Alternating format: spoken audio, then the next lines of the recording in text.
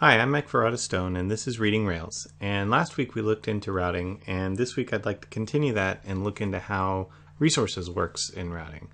So if you're familiar with your routes.rb file, then you've probably used resources, and maybe you've used resource. So those two methods help you create a bunch of routes for a particular resource, such as, like in this example here, we see posts that's in the namespace admin, which means you'd see something like /admin/posts1 or /admin/posts. The first would let you see an individual post at ID 1, and then the second would let you see a list of all posts, or at least that's kind of the standard example. So I'm not quite sure how these methods work, and last week we saw how kind of general matches happen in routing, but let's just see what these methods actually do. So I figure we start at resources, which I think we ended with last week, and let's just scroll around and look to see what's going on.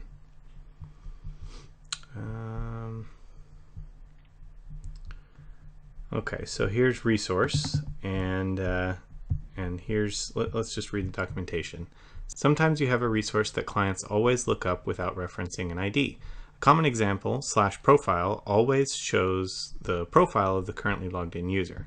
In this case, you can use a singular resource to map /profile rather than /profile and then the ID to show the to the show action. So then it shows resource profile.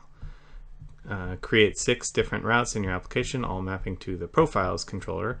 Note that the controller is named after the plural. So then you're going to have get profile /new, post to profile, get profile edit, patch or put profile, and then delete profile. Options takes same options as resources. Okay, so this method is going to handle the singular resource where it references just kind of one overall resource, and then this looks like this is most likely our regular resources. Yep, there we go. So I'm not going to read that because that's rather long, but the gist is that it creates these routes which have an ID. I guess it creates a little more than that. Yeah, it looks like it's more. Oh, that's nested resources. My bad.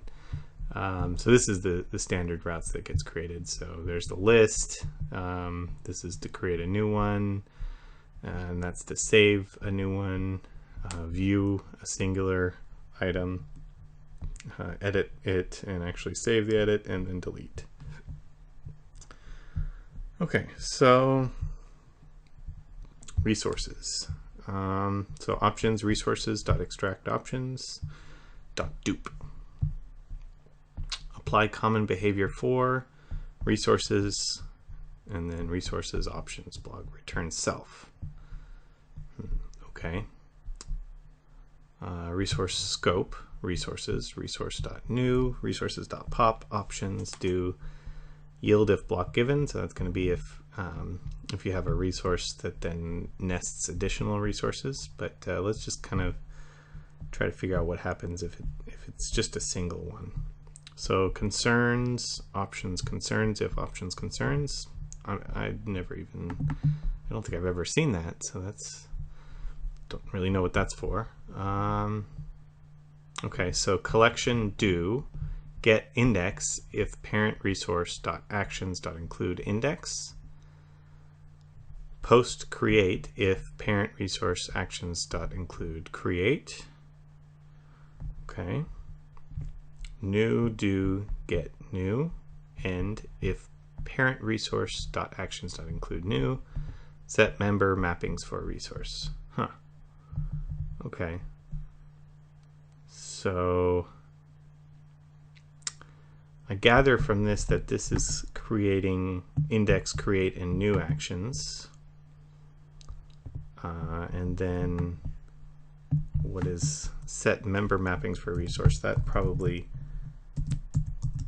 goes ahead and does the edit and whatnot. That's my guess. Okay, member get edit if parent resource actions include edit. Get show if parent resource actions include show. If parent resource actions include update, then patch update, put update, and then delete destroy if it includes destroy. Okay. So there's 3 matches for that. What is the top one? Singular. Okay. All right. So then this constructs a resource. So where is that? Is that all the way up top?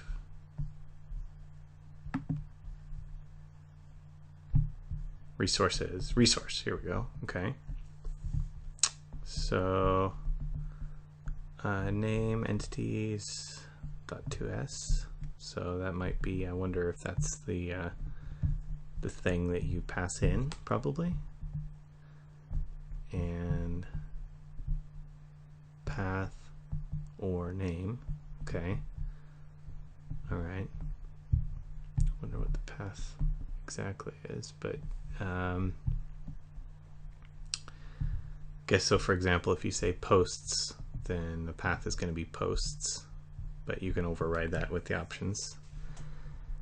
And then the controller, you can change the controller.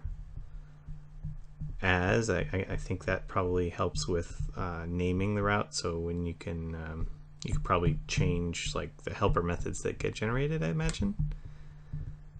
Param options, shallow, false. No idea what all those are. Okay, default actions. All right, so actions. So if only, options only. All right, so array only dot map to sim. Okay, so if you've provided a only option, then it's going to provide just those.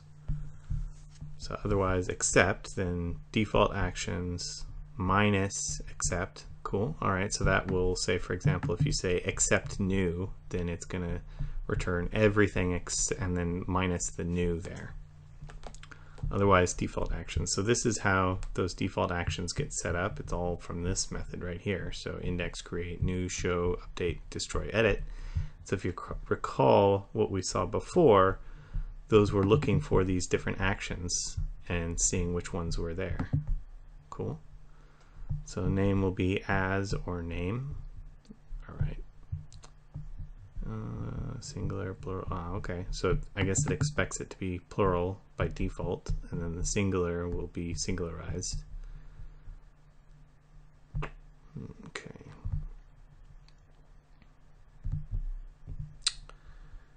So member scope. All right. Param. Okay, so I think I saw that somewhere here. Param or ID. Okay. So the ID is the name of the parameter unless you override it. Cool. So that's when you see the routes as /:ID. All right, so you can override that and have the parameter change to something else. So if you want in your controller, you can say, you know, params : profile ID instead of ID. That would be the param option. All right. Okay, so singleton resource rather. This is going to be the same as the regular resource, but this is for when you have just a single one, and so it has the 6 routes that default there rather than the 7 up here. So okay, so this just seems to contain all the details for the route, but it doesn't actually do the heavy lifting of that, which we saw back in the resource method and the resources method. That actually calls those methods to generate the routes. So here we got the GetIndex. So it's using the same syntax that we use when we're, when we have just a regular simple route of, like, get and then some path, it's doing the same thing for GetIndex, create, and all that. So I'm guessing that then that parent resource is going to be this resource here that gets created. Cool. Yeah. So that seems to be how that all works. Pretty straightforward. Maybe next week we can look into how get, post, and all those methods work, and maybe kind of swing back and see how that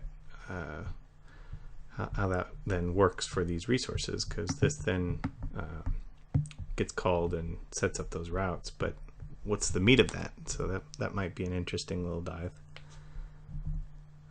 But anyways, that seems like it's pretty straightforward, pretty cool, but it didn't have the actual meat of what's going on. So next week, come back and maybe we'll dig into that a little further.